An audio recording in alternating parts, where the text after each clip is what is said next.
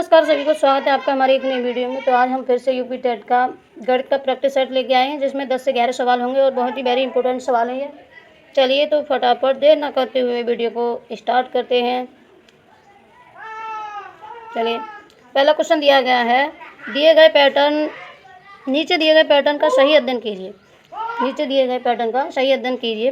तो ये 4 ऑप्शन दिए गए हैं, इनमें से इन 3 को सॉल्व करवा दिया गया है। यानी ये पहला ऑप्शन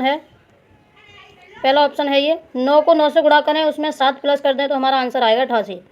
और 98 में 9 से गुणा कर दें और 6 प्लस कर दें तो आंसर आएगा हमारा 888। 987 में 9 से गुणा कर दें, 5 प्लस कर दें तो हमारा आंसर आएगा 8888। अब हमें ये सॉल्व करना है, ये संख्या दी हुई है, इतने में 9 से गुणा कर दें और उसमें दो प्लस कर दें तो हमारा आंसर क्या हुआ? तो हमारा आंसर होगा चौथा ऑप्शन, ये सही होगा। पहले का चौथा ऑप्शन सही है। चलिए दूसरा देखते हैं। अगला क्वेश्चन है, 35,362 में 5 के स्थानीय मान तथा इसके अंकित मान में अंतर क्या है? इसमें अंतर क्या है? चलिए तो देखते हैं। 35,362 में स्थानीय मान कितना होगा? 5,000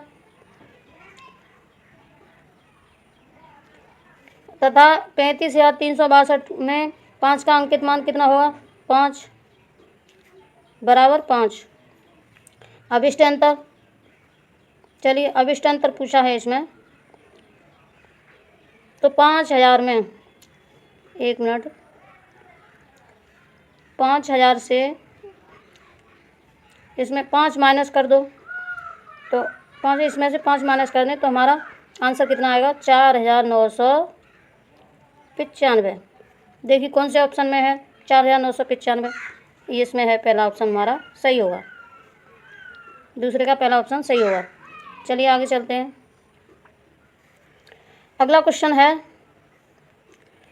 366 प्रश्नों वाली एक पुस्तक के प्रश्नों को गिनने तथा हेतु कितने अंकों की आवश्यकता होगी? कितने अंकों की आवश्यकता होगी? 0 से 9 के बीच के अंक कितने हैं? बराबर 9। और 10 से 99 के बीच अंक कितने हैं? अंक की संख्या कितनी है? बराबर 90। और 100 से 366 के बीच 3 अंकी हैं तो 200 बराबर 267। तथा अभिष्ट संख्या, अब देखिए आगे सवाल, अभिष्ट संख्या बराबर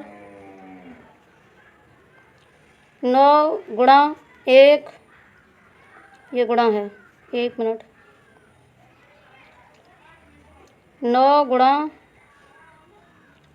1 प्लस 90 प्लस 267 गुणा 3 बराबर 9 प्लस 180 आ गया, 180 में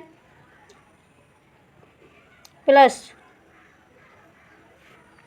801 बराबर 990। यही हमारा उत्तर होगा। देखिए कौन से ऑप्शन में है 990, ये तीसरे वाले ऑप्शन में हमारा तीसरा ऑप्शन सही होगा। चलिए आगे चलते हैं। अगला क्वेश्चन है, एक चॉकलेट के 12 बराबर भाग हैं। श्वेता ने 1/4 भाग निकिता को, इसका 1/3 भाग स्वामी नहीं है, ये स्वाति है, स्वाति को, और इसका 1/6 भाग फिजा को दे दिया। श्वेता के पास अब चॉकलेट से बचे भाग कितने हैं? चलिए बताएं। तो देखिए इसका आंसर होगा तीसरा। निकिता को मिला भाग कितना है? 12 गुणा 1/4 बराबर 3। और स्वाति को मिला भाग कितना है? 12 गुणा 1/3 बराबर 4। फिजा को मिला भाग कितना है? 12 गुणा 1/6 बराबर 2। निकिता, स्वाति तथा फिजा को दिए गए कुल भाग का कितना है? बराबर बराबर 3 + 4 + 2 बराबर 9। श्वेता के पास बचा भाग कितना है? बराबर 12 - 9 बराबर 3। यही इसका आंसर है, तो इसका तीसरा ऑप्शन सही होगा। चलिए आगे चलते हैं। अगला क्वेश्चन है, एक संतरे का मूल्य 2 रुपये 50 पैसे है। 3 सही 1/2 दर्जन संतरों का मूल्य क्या होगा? तो एक संतरे का मूल्य कितना है? 2.50 पैसे। एक दर्जन में कितने होते हैं? बराबर 12। एक दर्जन में कितने होते हैं? बराबर 12। आगे देखें, 3 सही 1/2 दर्जन बराबर 42। और 42 संतरों का मूल्य कितना होगा? 42 × 2.50 बराबर 105 रुपये। आ गया उत्तर। कौन से ऑप्शन में 105 रुपये? ऑप्शन नंबर पहला सही होगा इसका। चलिए आगे चलते हैं। अगला क्वेश्चन है,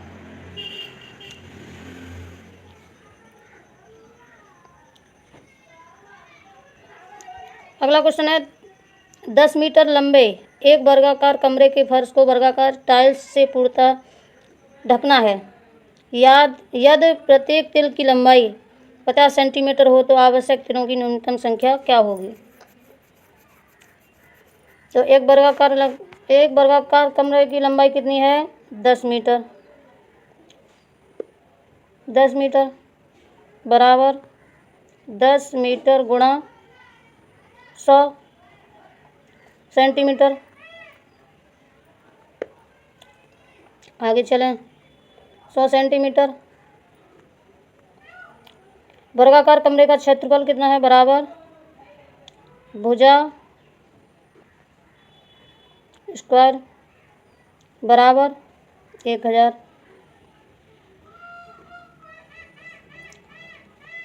1000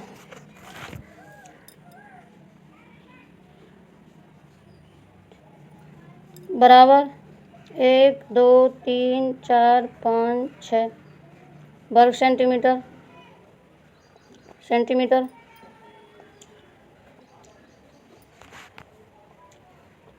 एक टाइल की लंबाई कितनी होगी? फिर एक टाइल की लंबाई बराबर 50 सेंटीमीटर। 50 सेंटीमीटर। एक टाइल का क्षेत्रफल बराबर 50 गुणा 50 सेंटीमीटर।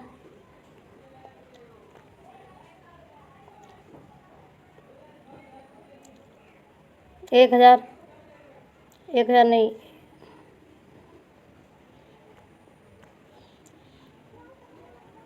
1 2 3 4 5 6 बट्टा 50 गुणा 50 की 50 में गुणा में बराबर 400। कौन से ऑप्शन में 400? चौथा ऑप्शन सही होगा इसका। चलिए आगे चलते हैं। अगला क्वेश्चन है, मोहन ने अपनी माँ से कहा कि उसकी गुल्लक में 11,1111 रुपये जमा हो गए हैं। यह धनराशि क्या होगी? तो देखिए, ये शब्दों में दिया गया है 11,1111 रुपये। तो ये धनराशि क्या होगी? क्या 12,111 होगी? बिल्कुल नहीं। क्या 11,1201 होगी? ये भी नहीं। क्या 11,1202 होगी? ये भी नहीं। 122। तो हमारा चौथा ऑप्शन सही होगा। इसमें देखिए 11,000 1 मिनट,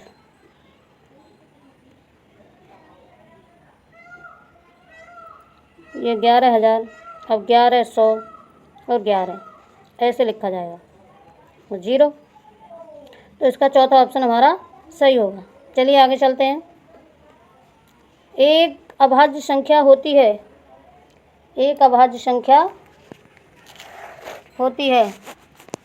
एक से बढ़ी हुई प्राकृतिक संख्याएं जो स्वयं तथा एक के अतिरिक्त किसी अन्य संख्या से विभाजित ना हो वह क्या कहलाती हैं? अभाज्य संख्याएं। क्या कहलाती हैं? अभाज्य संख्याएं कहलाती हैं।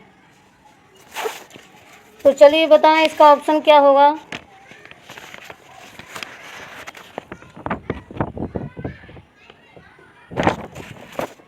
तो इसमें अभाज्य संख्या तो कोई दी नहीं है। ये एक सम संख्या है, ये एक सम संख्या है, ये एक विषम संख्या है, ये एक संयुक्त संख्या है। तो इसका हमारा चौथा ऑप्शन सही होगा। अगला क्वेश्चन देखें। अगला क्वेश्चन है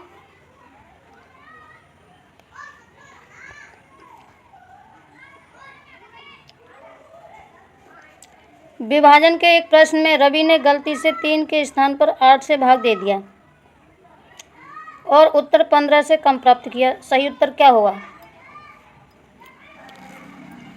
चलिए बताएं सही उत्तर इसका क्या होगा। तो माना कि अभाज्य संख्या x है, तब प्रश्नानुसार x/3 माइनस x/8 बराबर 15। आगे देखें। 8x माइनस 3x/24 बराबर 15। चलिए आगे चलते हैं। 5x बराबर 15 गुणा 24। 5x बराबर 360, x बराबर 72 और x बराबर 72 बट्टे 3 बराबर 24। यही इसका उत्तर है। देखिए 24 कौन से ऑप्शन में है? ऑप्शन नंबर तीसरा सही होगा। चलिए आगे चलते हैं। अगला क्वेश्चन है 231 और 596 को कैसे संख्या से गुणा करें कि दोनों का गुणनफल बराबर हो जाए। तो देखिए किन्हीं दो भिन्न भिन्न मान वाली संख्याओं को 0 से गुणा करने पर दोनों संख्याएं 0 हो जाती हैं। जैसे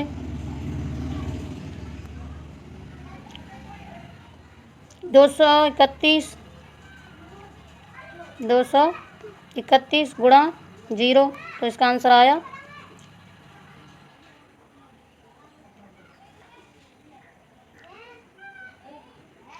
गुणा 0, तो इसका आंसर आया 0।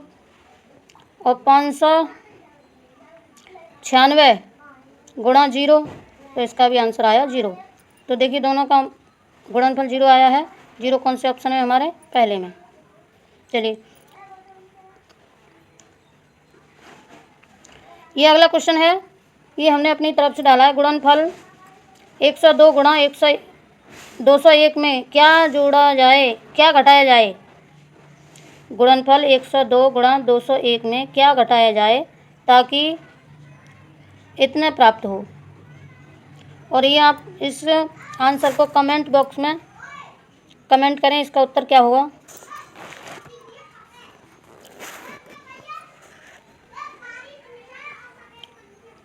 चलिए और आज के लिए इतना ही। वीडियो को यहीं पर समाप्त करते हैं। ये 11वां जो क्वेश्चन दिया है हमने, ये आप हमें सॉल्व करके बताएं इसका आंसर क्या होगा। यदि वीडियो अच्छी लगी तो लाइक शेयर कमेंट, चैनल को सब्सक्राइब कर लें। जय हिंद, जय भारत।